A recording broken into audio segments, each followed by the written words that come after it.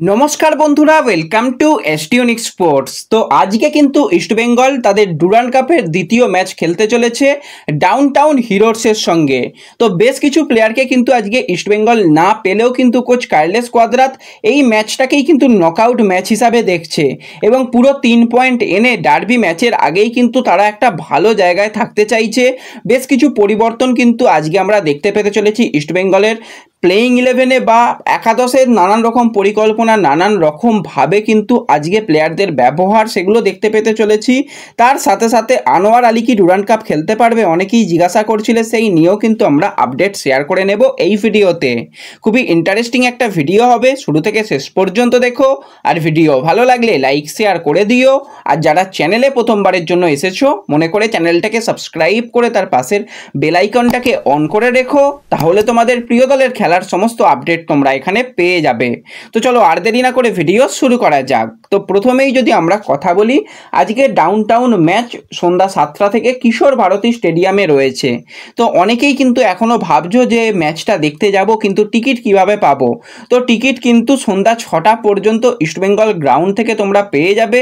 এছাড়া বিকেল 4টে পর্যন্ত কিন্তু কিশোর ভারতী থেকেও পেয়ে যাচ্ছ। তো সেখান থেকেই কিন্তু তোমরা অনলাইন টিকিট রিডিমও করে নিতে পারবে এবং অফলাইন টিকিটও পেয়ে যাবে আশা করি ক্লাব থেকে।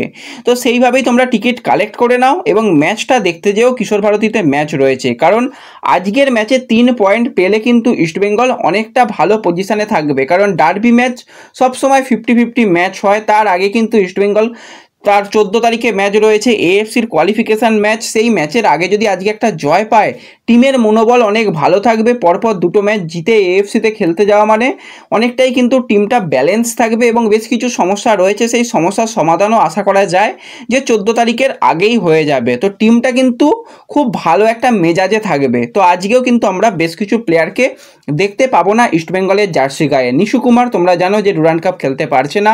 ক্লেটন সিলভা তারও কিন্তু ইনজুরি রয়েছে, যদিও তাকে প্রথম ম্যাচে বেঞ্চে দেখা গিয়েছিল। তো দেখা যাক আজকে তাকে বেঞ্চে রাখা হয় কি না। এই দুজন প্লেয়ার তো বাদ গেল, এর সাথে সাথে ডিমি, তাকেও কিন্তু 14 তারিখের ম্যাচের জন্য সম্পূর্ণ ফিট রাখার জন্যই কিন্তু আজকের ম্যাচে না খেলানোর সিদ্ধান্ত মোটামুটি নিয়ে নেওয়া হয়েছে। কালকে কোনো রকম প্র্যাকটিসে তাকে দেখা যায়নি এবং তার একটুখানি ইনজুরিও রয়েছে আর তার একটুখানি হেলথ ইস্যুও রয়েছে। তো সমস্ত দিক মিলিয়ে মিশিয়ে কিন্তু তার খেলার সম্ভাবনা নেই। এছাড়া তোমরা জানো যে নন্দকুমার, তাকেও কিন্তু ব্যবহার করা হচ্ছে না। আজকেও কিন্তু তাকে রেস্ট দেওয়া হবে, একদম 14 তারিখে কিন্তু তাকে নামানো হবে। প্রভাত লাগরা, তার কিন্তু ইনজুরি হালকা রয়েছে, সেও কিন্তু এখনও পুরোপুরি ফিট নয়, তাকেও কিন্তু আজকে ব্যবহার করা হবে না। এছাড়া যে সমস্ত প্লেয়ার মানে নেক্সট জেনারেশন কাপ খেলতে গিয়েছিল, সেখানে সায়নের মতন প্লেয়ার ছিল, তন্ময়ের মতন প্লেয়ার ছিল, তাদেরও হয়তো আজকের ম্যাচের জন্য পাওয়া যাচ্ছে না। তো যাদের পাওয়া যাচ্ছে না তাদের নয় বাদই রাখলাম, যারা রয়েছে তাদের নিয়েই কিন্তু একটা শক্তিশালী একাদশ নামাতে চলেছে কার্লেস কোয়াদ্রাত। তো সেখানে কিন্তু বেঞ্চে যে সমস্ত প্লেয়াররা থাকবে তাদের দিকে অবশ্যই আলাদাভাবে নজর থাকবে। বিশেষ করে কিন্তু বিজয় মুর্মু, পিভি বিষ্ণু, আজাদের মতন প্লেয়ারদের দিকে নজর থাকবে এবং জেসিনটিকে কিন্তু খুব ভালো ছন্দে রয়েছে।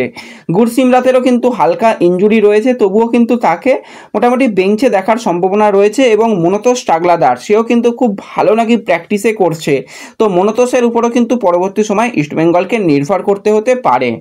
তো যদি আমরা প্লেয়িং ইলেভেনের দিকে তাকাই, তো প্রথম ম্যাচে যেটা শুরু করেছিল ইস্টবেঙ্গল প্লেয়িং ইলেভেন, সেরকমই যদি ইস্টবেঙ্গল রেখে খেলে তাহলে কিন্তু একটা জিনিস ইস্টবেঙ্গল সুবিধা পাবে। ডিফেন্সে 4 জন ডিফেন্ডার, কিন্তু একদিকে হিজাজি মাহে, লালচুংনুঙ্গা সেন্টার ব্যাক, সাইড ব্যাকে মার্ক জোথানপুইয়া এবং মোহাম্মদ রাকিব। এবার রাকিবের জায়গায় কিন্তু বারবারই চাপ বাড়াতে থাকবে কিন্তু আমরা দেখতে পারবো ড্যারিয়াস, কারণ সে উইং বরাবর প্রচণ্ড পরিমাণে ডেঞ্জার ক্রিয়েট করতে পারে এবং তার যে রান এবং তার যে স্কিল দিয়ে কিন্তু মোহাম্মদ রাকিবকে বিট করে দিতে পারে। তো সেই জায়গাতেই কিন্তু রাকিবকে ভালো ফুটবল খেলতে হবে। বিশেষত কিন্তু আজকে জিকসানের ভূমিকা থাকবে মাঝমাঠে অনেকটাই। প্রথম ম্যাচে জিকসানকে খুব একটা পরিশ্রম করতে হয়নি, কিন্তু আজকে জিকসানের সেরা খেলাটা খেলতে হবে। এবং ক্রেসপো প্রথম ম্যাচে গোল পেয়েছে, সৌভিক চক্রবর্তীও কিন্তু ভালোই খেলেছে। তো মাঝমাঠে তারাই থাকবে। উইং বরাবর কিন্তু মাধি তালাল এবং মহেশ, আর আপ ফ্রন্টে কিন্তু আজকে ডেভিডকে প্রথম থেকেই ব্যবহার করার চিন্তাভাবনা থাকবে।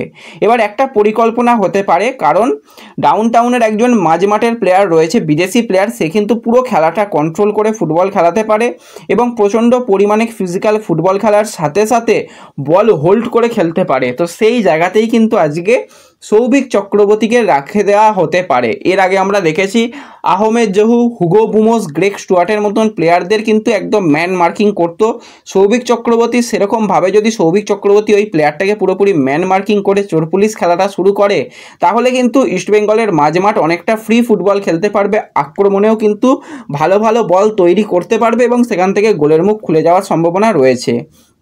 পরবর্তী সময় কিন্তু আমরা সৌভিক চক্রবর্তীর পরিবর্তে ভিষ্ণুকে দেখব, কারণ ভিষ্ণুর যে গতি, সেই গতি দিয়ে কিন্তু বারবারই অপোনেন্ট ডিফেন্সের উপর চাপ রাখার চেষ্টা করবে এবং বিশেষত ডেরিয়াস যেই জায়গা দিয়ে রান করবে সেখান দিয়ে যদি ভিষ্ণুকে রেখে দেওয়া যায়, বারবারই কিন্তু ডেরিয়াসকে ডিফেন্স করার জন্য অনেকটা নিচে থেকে খেলতে হবে।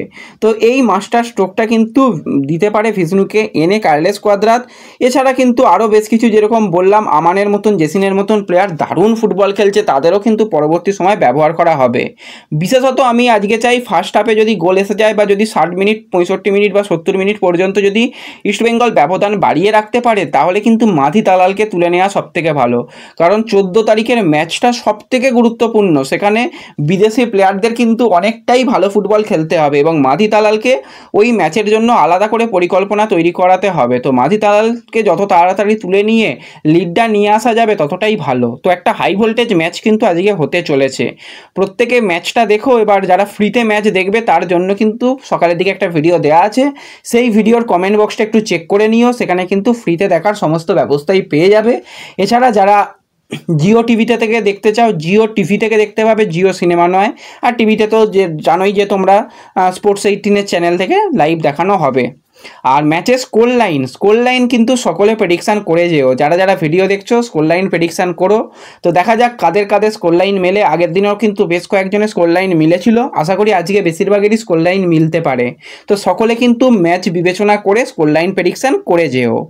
তো এরপরে যে বিষয়টাকে নিয়ে আলোচনা করব সেটা হচ্ছে আনোয়ার আলীকে কি ডুরান্ড কাপে ইস্টবেঙ্গলের জার্সি গায়ে দেখা যাবে, এই নিয়ে প্রচুর প্রশ্ন এসেছে। দেখো, আনোয়ার আলীকে দেখা যাবে কিনা সেটা সম্পূর্ণ নির্ভর করবে আনোয়ার আলীর এনওসির উপর। কারণ আনোয়ার আলীকে এনওসি দেওয়ার পরও কিন্তু রাতারাতি তার এনওসিটাকে হোল্ড করে দেওয়া হয়েছে, সে কিন্তু বর্তমানে কোনো ক্লাবে যুক্ত হতে পারবে না। 10 তারিখে পিএসসি তারা যা সিদ্ধান্ত নেবে তার উপরই কিন্তু নির্ভর করবে আনোয়ার আলীর ভবিষ্যৎ। কিন্তু পিএসসি চেষ্টা করবে অন্তত আনোয়ারের দিকে হয়ে সিদ্ধান্তটা দেওয়ার, কারণ সবসময় পিএসসি চায় যাতে প্লেয়ারের কোনো রকম ক্ষতি না হয়। আর একজন জাতীয় দলের প্লেয়ার, একজন সেরা প্লেয়ারকে কখনোই চাইবে না যে তাকে খেলা থেকে বাইরে রাখতে। তো সেক্ষেত্রে যদি এনওসি দিয়ে দেওয়া হয় 10 তারিখেই, তাহলে কিন্তু ইস্টবেঙ্গলে যেটা পরবর্তী ডুরান্ড কাপের ম্যাচ রয়েছে 18 তারিখ কলকাতা ডার্বি, সেখান থেকেই কিন্তু আনোয়ার আলীর লাল হলুদ জার্সি পরে খেলার সম্ভাবনা অনেক অংশই রয়েছে। কিন্তু পুরো ব্যাপারটাই এখন যেহেতু আইনি জটিলতার মধ্যে রয়েছে, তো এখনই আমরা কিছু বলতে পারবো না পুরোপুরি। পিএসসি তাদের রায় জানিয়ে দেবে 10 তারিখে, তারপরেই কিন্তু বোঝা যাবে যে আনোয়ার আলী ঠিক কবে থেকে মাঠে নামতে চলেছে। তো এই নিয়েই মোটামুটি অনেকে জানতে চাইছিল, আশা করি তোমাদের ক্লিয়ার করে দিতে পারলাম। তো এই ভিডিওতে এটুকুই আলোচনা করার ছিল। ভিডিও ভালো লাগলে লাইক শেয়ার করে দিও। আর আজকে কিন্তু ম্যাচ শুরু হওয়ার আগে যেরকম আমরা লাইভে আসি, লাইভে আসবো, সকলে কিন্তু জয়েন হয়ে যেও, ভালোই আড্ডা দেওয়া যাবে। তো এই ভিডিওতে এটুকুই আলোচনা করার ছিল। ভিডিও ভালো লাগলে একটু লাইক শেয়ার করে দিও। তো দেখা হচ্ছে পরবর্তী ভিডিওতে। ধন্যবাদ।